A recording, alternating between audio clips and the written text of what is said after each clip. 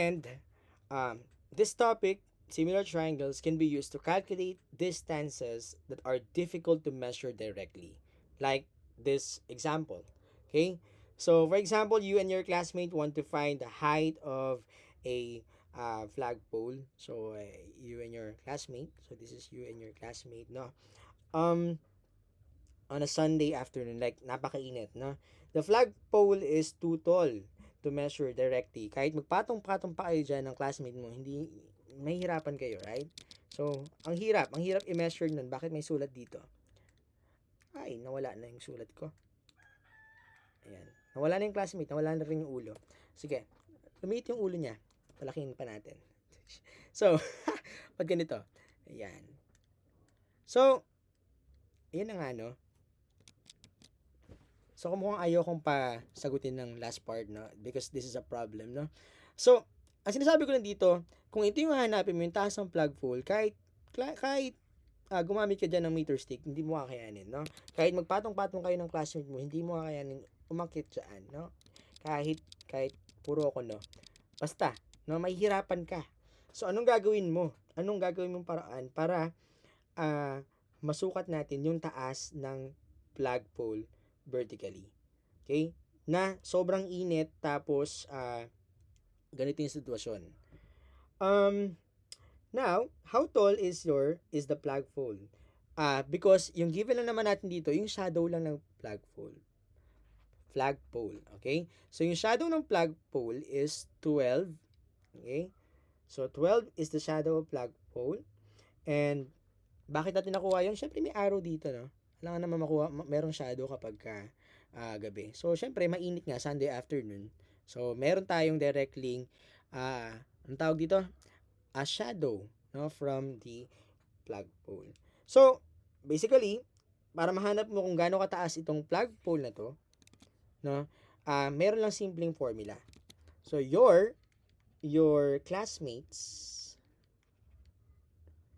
okay, your classmates' height, okay, over your classmate shadow. Grabe, pinagtripan yung classmate, no?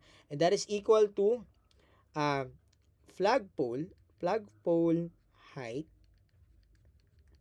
over flagpole shadow.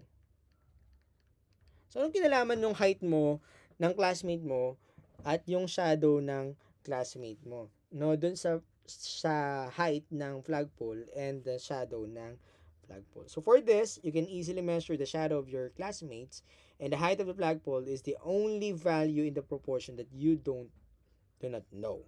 And you can calculate it. Okay? So, focus tayo dun sa control natin.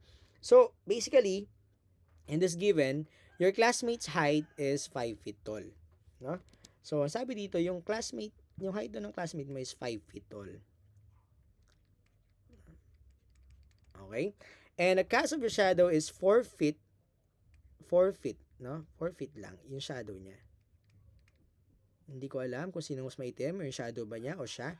Pero, what is the height of a flagpole? So, ang gagawin natin dyan, we have your classmate height 5 over 4. Okay? And that is equal to x over 12. Bakit mo pala ginamit yung classmate mo? Kasi during that time, nandito rin yung classmate mo eh, no?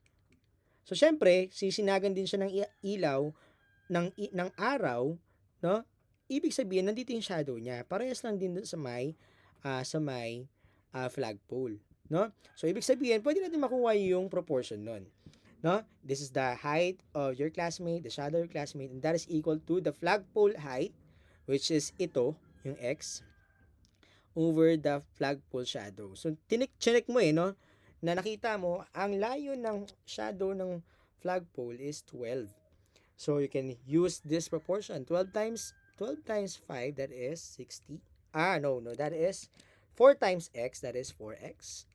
5 times 12, that is 60. Parehas naman yun. Basta sinasanay ko lang sa inyo, yung x ay nasa kaliwa.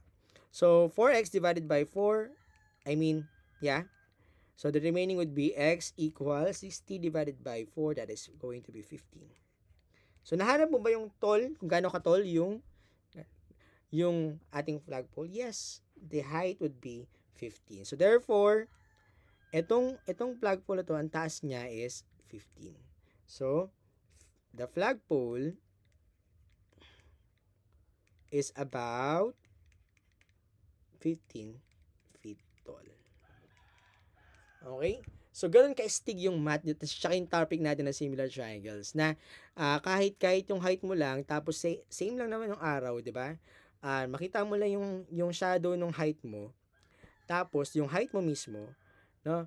Kayang-kaya mong kunin yung height ng isang building or isang flagpole na given dito. So, sige, try natin nga yan sa classroom. So, see you sa ating classroom. I believe this is gonna be our final example here. And I want you to try, no? If your classmate is 6 feet tall and a cast of shadow is 4 feet, no? At the same time, the flagpole casts a 20 feet shadow. What do you think is the height of the flagpole? Sige, try natin. Checkan ko lahat ng mga try exercises natin sa ating classroom. See you in our classroom.